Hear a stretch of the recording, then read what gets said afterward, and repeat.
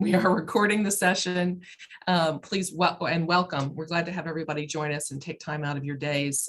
We wanted to make sure we could give you an update since we just met a couple of, it's been like 6 weeks since this all started, and then we met at ISTAT.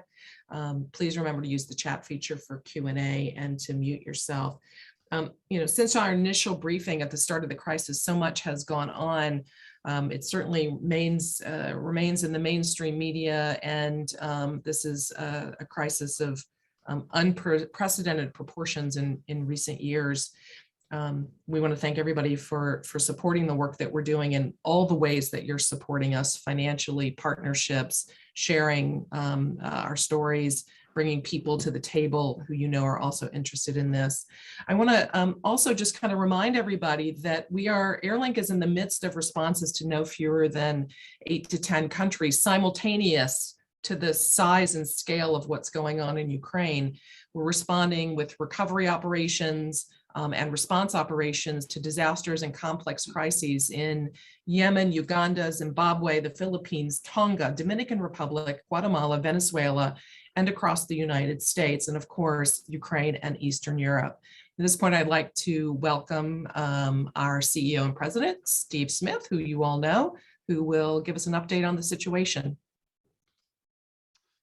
Thanks, Sandra. Hi, everybody. Good to see everybody on the call. It looks like we've got a good group as usual today. I just want to start off by thanking you all for your support. What a great group of friends and supporters that we have on the call. As we remember, those of you that are on Airlink's board, Thursday, February 24th, so tomorrow that'll be 6 weeks to the day, 4.2 million people displaced across international borders, 6.5 million displaced internally within Ukraine. Many of those left behind are older and age and have decided to remain in place. As the update I gave last time, I'm not going to go into the actual conflict. I think we're all seeing that on the news. I'm really just going to focus on the humanitarian situation and what the humanitarian community are doing and what our response is. So, as we heard from back along, many of the refugees are being absorbed into surrounding nations. Most notably, the highest numbers you can see are from Poland by a long stretch. But these nations are continuing to, yes, welcome, but struggling to keep up. And I think we're going to continue to see that as this is a major population increase for these host nations. Most shipments are now focused on going into Ukraine. There were a lot that were first going into Poland, surrounding nations, to help support the refugees, but most are now going into Ukraine themselves. Massive amounts of aid have been moved, as you can imagine, not just by, probably a small portion by air, but significant amounts over land. Now, there are continue to be issues with identifying ground transportation. While that has been solved in many aspects, you can imagine all of the organizations in there, and gosh, I heard a number of 500 different NGOs responding some time ago, and I'm sure most others aren't counted, or other entities. So you can imagine there's tremendously high competition for these resources from aid organizations. There is disruption in the supply chains, increasing prices of food, diminishing food on the market. And as you know, Ukraine and Russia are a significant producer of grain, 30%, I think, for providing food to the world, and so that's going to have significant impacts if it isn't already down the road. A couple of other things to report: we've got half of all children have been now impacted by the war. I think that's come out of UNHCR.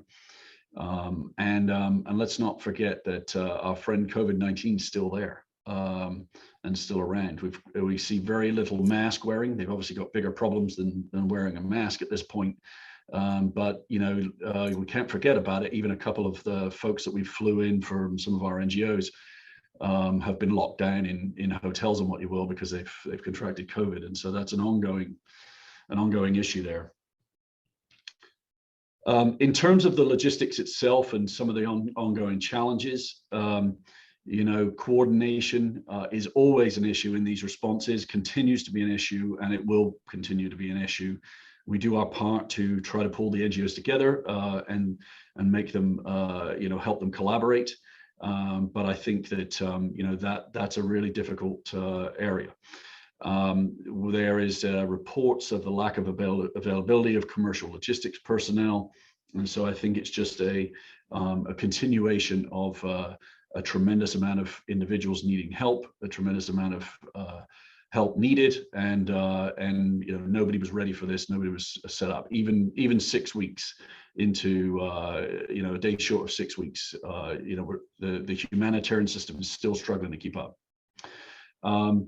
Now, one of the issues that I would say is that we're hearing and seeing reports of vast amounts of unsolicited aid that have gone in, used clothing, often termed as the second disaster, because so many folks, well-meaning, want to go send in help and aid and go out and take up collections, and it's the wrong things. And so that is causing a significant logjam for aid going in. And right now, the priority is and should be on medical supplies for hospitals. In some cases, food. Although I know that they're the big system like WFP, even though they're struggling to procure food, they are trying to help solve that. In terms of the NGOs themselves, European NGOs obviously tremendously active, as are many US NGOs, but they're procuring locally within Europe. That's absolutely what should be happening. And a number of US partners are very active and responding. Although we are seeing in moving air shipments, critical medical aid in, we are seeing that our traditional partners have pivoted a little in terms of their response. And perhaps this is because lack of experience responding in complex situations, whereby a lot more Ukrainian NGOs are being identified as partners on the ground, and the partners are shipping to support those NGOs on the ground, as opposed to the NGOs sending their own individuals there. So that's not a general rule, but we are seeing somewhat of a pivot toward that across some of our partners. We're all seeing there's extensive damage to all of the infrastructure, and so there's a general sentiment that this is going to be a multi-year recovery, irrespective of how the conflict ends. We are seeing, and this is a new sort of area, military and combatant-related shipments, requests, causes, have become a little difficult to navigate for this response. As a humanitarian organization, we have to follow not just our Airlink, but all of our partners. We follow the humanitarian principles, which are humanity, neutrality, impartiality, and independence. So neither us nor any of our partners can support any movement of body armor or helmets or anything going to military or the defense forces. And I think the other topic is that, again, with these collections of goods that maybe aren't the right things, we are being contacted by, as our airline partners, logistics partners, by tremendous numbers of groups across the Ukrainian diaspora that want to help, but they have gone out and both put together collection drives and also raise cash, but then call and say, I'm not quite sure exactly what to do with either one.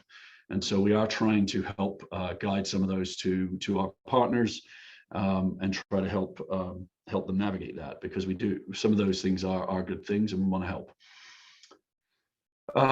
In terms of Airlink's response itself, we've talked about, last time I talked about the phases where we were getting ready, contacting our partners, we're fully into phase 2 and phase 3 right now, which is the collaborating and responding.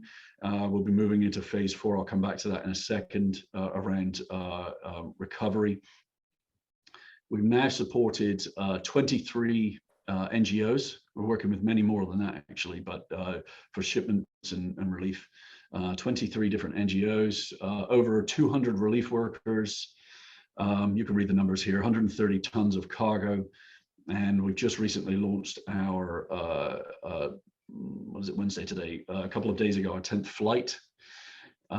We have had requests for 20 new NGO partners. A lot of them could be Ukrainian NGOs as well. And so we've added, some of those are still in the process, but we've added 8 new partners that we're supporting. I would highlight that, we have our tagline, our hashtag Aviation Cares. That's no different here. Air capacity is good right now in terms of our ability to, maybe not global air capacity, but it is for us to be able to help. We've got carriers and logistics companies lined up to help. Air Canada, United, Lufthansa, Virgin Atlantic, longtime partner Flexport, Seco Logistics, a new partner, as is Virgin actually, and then Priority Worldwide, which is a global forwarder but based in Canada, the office we work with. So for us and for those organizations, vetting of NGOs and trying to understand which NGOs have good distributions plans and connections on the ground is a key activity and an ongoing challenge for all of us. And I think that one thing I would say is, as somewhat of an endorsement for our response and our activity here, is that we've even had a couple of requests from the World Food Programme and UPS Foundation around, can you help these partners that have come to us? We're focused elsewhere, but can you help them move some of these shipments? So I think that that's a really great thing to hear, and a feather in our cap. Our response is global. Some of the key partners of those 23 or more that I've just mentioned, Project Cure, which is in the US, sending lots and lots of medical supplies. Global Medic from Canada, Cadena, which is a Mexican organization, Israel from Israel, React Disaster Response coming from the UK, and another big partner, World Hope International. They're also in the US here, helping move significant amounts of medical aid into Ukraine, Poland, Moldova, and Romania. And Moldova is quite a focus area for many organizations. Very poor place, not part of the EU, and so that is a concern area as they take all of these refugees and have very fragile infrastructure and not many resources. So, it goes without saying, and I think we all appreciate this on this call, is that it's a significant undertaking getting these shipments ready for transport. And I think that that's one of probably the most pacing item. It's great that people and organizations want to move cargo, but it's got to be ready, it's got to be safe to be able to put into the belly or into the hull of an aircraft. And so that's a key activity we get involved with our partners.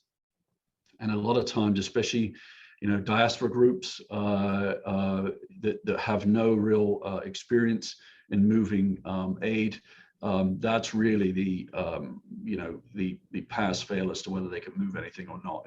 If they understand how to build pallets and make it safe, make sure there's no hazardous material, or if there is, make sure that we know about it and that we've got the right documentation. These are for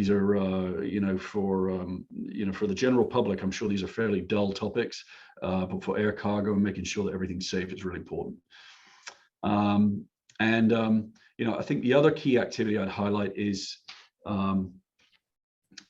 fostering collaboration. Yesterday we had a NGO logistics call with 20 of our partners This is a number of calls that we've had in order to have organizations and their logistics representatives be able to share information around what's going on the ground, where they need help. So that's important. That's an important activity we get involved in. We are looking at ways to support these diaspora groups that are pulling together supplies, and we're working with a Ukrainian forwarder that has agreed to help receive the goods, check and repack them, and so that they are safe and ready for airlift. And so that's still early days, but we're working on that. And you know, this week we will have 5 more moves, shipments go, either fly or be put on trucks ready to go. We have a charter going in a couple of weeks from Canada that will go into where will it go into? Western Europe somewhere, Frankfurt, I think. There's also a pipeline, another one from Canada that will go in through London Gatwick and then truck the rest of the way into Romania. And we have 20 more requests. The more and more aid you move, the more put on social media and what you will. It's amazing how many more requests come. So we've got 20 different more requests from across probably a similar amount of organizations in the coming weeks, but they're in various stages of readiness. So I wanted to just give a couple of stories that I thought might be helpful and interesting, in terms of the role that we play, because there's been because when we move these shipments, we're really able to pull together actors that typically might not work together. This is an example. We've got Project Cure here, who is the shipping entity, and we pulled together 2 carriers and 2 forwarders for this move. American, which we've worked with American a number of years ago, but until recently, not for a while. United's been our premier lead partner for a long time. A new forwarding partner, Seco, and longtime partner Flexport. But what we did is we had a large amount of mixed medical supplies, and so we were able to split those between the 2 carriers. They put them through their own systems, very heavily supported by each of the forwarders, for first mile trucking to various different places within the US. The airlines then repositioned, flew them to other key hubs that then went into Western Europe, and then through the forwarders handle the last mile trucking. And so these are, what did that take me? A couple seconds to say. It takes a lot longer to set these things up, and I think it's, I'm sure I'm shortcutting the amount of complexity, involved here, but it really is exciting to see, and really, for me, emphasizes the importance of Airlink and the role we play. Not only the ability, we talk about harnessing the power of aviation and logistics industries, but it really allows us to create a space for organizations that might not normally work together. A similar thing that's not on the slide here was a great collaboration we had with World Hope International. That was a charter. I want to say 15 different trucks from Salt Lake City, Utah, across the country into Chicago, airlifted, then over into Moldova. Trucking is a key thing that needs to be focused on. Heavily supported by Flexport. And so, these are important things, and the nature of the things that we get involved in here. Now, I think another thing I would like to say, though, is that, we talk about the amount of pounds of cargo, we talk about the number of relief workers. One of the things that we've been looking at recently is and that we've been focused on for a long time, is that, what is it that we're empowering on the ground? Now, one of these organizations, I think I mentioned it earlier, is RAID. Not only have we helped them with some cargo, but we've flown in a lot of their people from Israel. I think mostly Israel, maybe some other places too. But those people that we flew in, then engaged with a local community-run warehouse in Romania. And as they would tell the story, is that it was a great operation in terms of a community organization bringing in lots of cargo and aid, but it was quite a mess. It really wasn't efficient. It was becoming a very disorganized mess of things that's obviously going to create problems for distribution. And so they went in and they've helped put in digital warehouse management systems, processes, procedures, and now this has become a key tributary to getting aid in from the south into Ukraine. Now still focused on medical supplies, some food, but based on the location, which is in Tolcha, they even have access to barges, which are able to go up and down the Danube, which is a cheap and efficient way to move food. It's also becoming kind of a strategic location because it's near other big ports. And I know that WFP and some of our key partners, WFP is a partner, Americares are already starting to engage them to access that network once things are close and within Romania. So I think that's a really exciting story, is that, in terms of numbers, it may only be half a dozen people that we may have flown in, but these individuals, this is kind of the nature of the things that they go in and do. And I think that they even say that they've got a fleet of 150 trucks going in to move supplies. Similarly, there's a partner called React Disaster Response based in the UK. And, they've told us, hey, you've sent our entire team in, you've supported our entire response. Now they're in Poland. They've been there since, week one.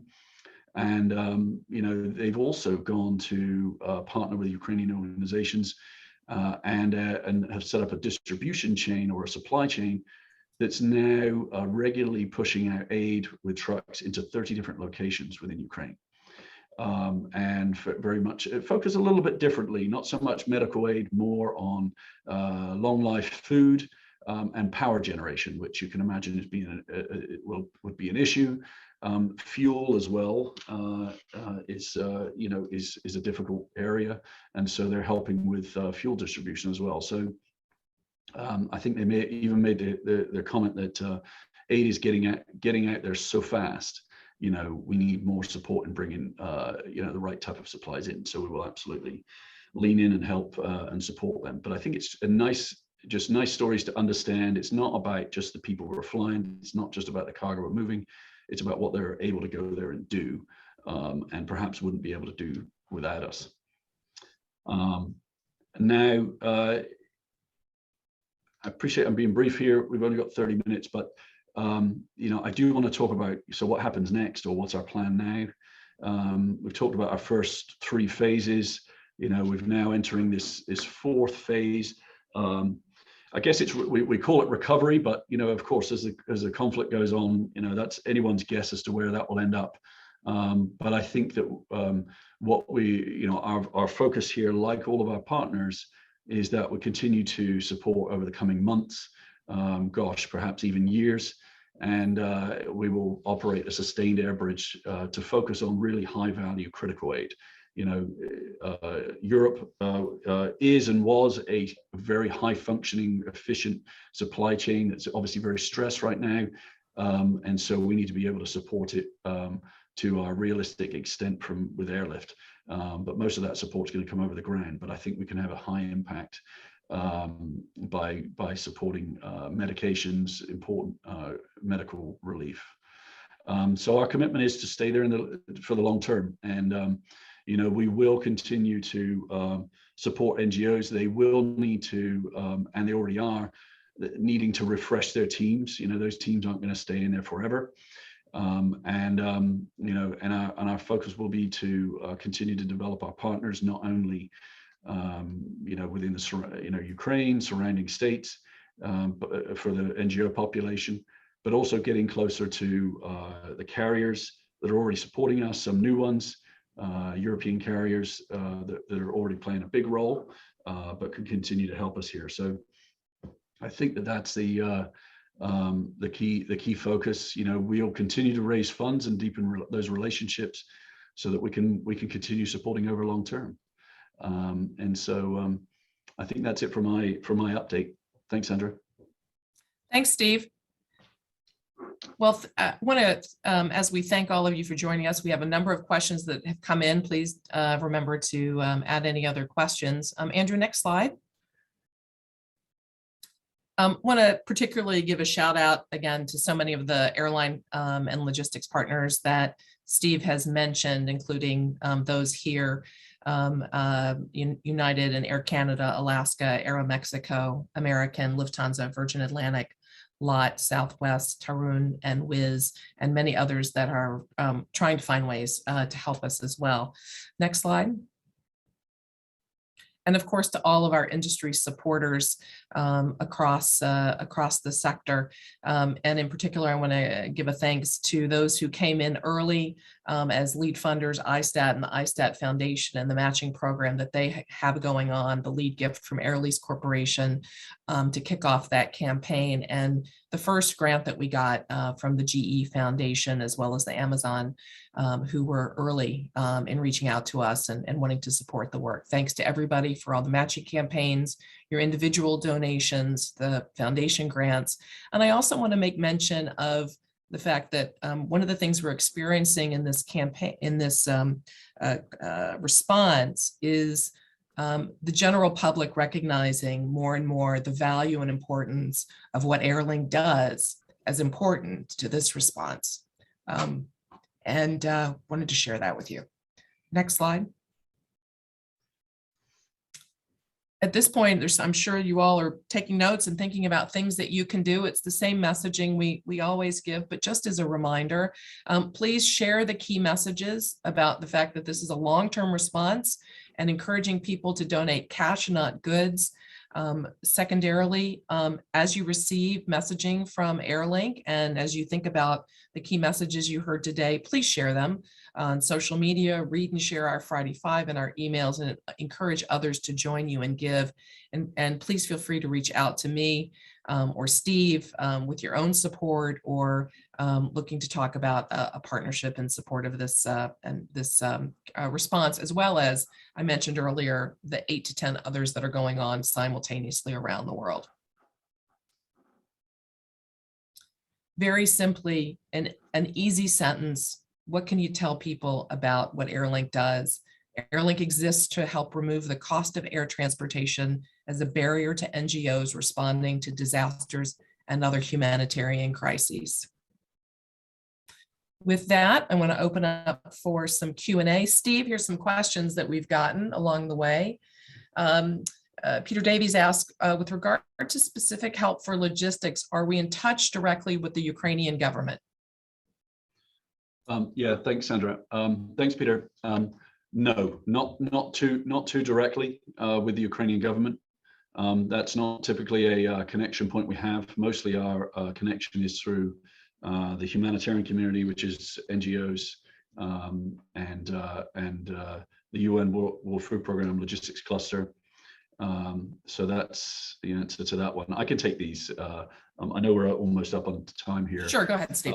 Bob, you're asking why is it possible to get more aid in directly into Ukraine as opposed to earlier in the war when the aid was restricted to surrounding countries? I think it was it was new having to move aid in, trying to find. Remember, there was a difficulty about getting mails out, allowing mails to drive trucks, identifying groups that were comfortable going in.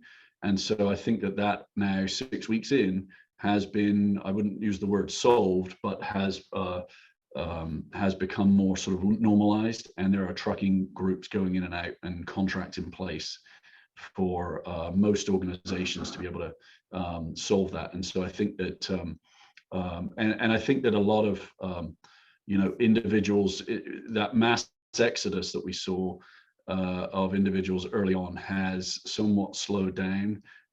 Everyone's still there, but they were able to connect and go somewhere else. We're not seeing that the rise of any sort of big tented camps or major refugee situations that we're hearing reports of. Peter, is there much red tape around customs?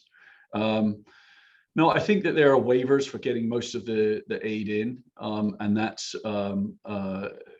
going fairly smoothly, although it is taking time to understand and understand who the NGOs are shipping to. That's something we work with our forwarders to vet the organizations that's receiving things on the ground. Any of the shipments must go to an NGO in order to be able to avoid any customs duties. And I have heard, this is perhaps not something we get too much involved in, but one of the challenges and the reasons for sending in medical aid is that a lot of the pharmaceuticals that are coming from various different European countries were not necessarily set up to be distributed to other places within Europe, mostly for humanitarian aid. And so a lot of times what we're hearing is that is a challenge as to you need to have the right registrations, and so that has been a challenge for some of our NGOs, which makes perfect sense. We shouldn't be giving out pharmaceuticals, medical aid to organizations that aren't familiar with them and don't have a plan. I think which other ones should we talk about here? I know we're running over a couple of minutes, guys, and so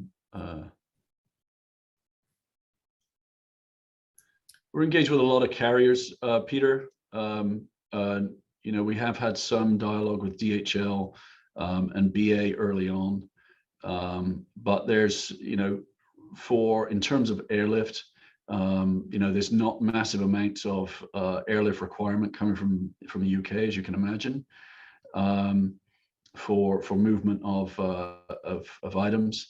FedEx is an organization we haven't spoken to for a little while. We do need to connect with them. That's a good reminder. Steve, just a final question here. Is there anything more we could do if we had more resources? Yes, I mean, good question. Thank you, Nicholas. Yeah, I mean, I think that this is going to go on for a long time, right? And we have multiple channels of aid going in. More resources would allow us to be able to give our partners more confidence and more definition over the ability for us to move things over a longer period. And so absolutely, the more resources we can gather and build in terms of both in-kind airlift and also cash will allow us to do a lot more. That's right. I want to thank everybody for joining us and for your questions and for all the support you've given Airlink over the years and during the course, particularly of the last 6 weeks, and that we know you'll give us and provide for this response and others in the time ahead. Please feel free again to reach out to either me or Steve or anyone on the Airlink team, including our board, if you have any questions or there are ways you'd like to get involved or other partners to recommend. Thanks so much. Have a great day. Again, we'll make this recording available along with the slides to everybody, and we'll talk to you again soon with another update. Thanks, everybody. Bye-bye.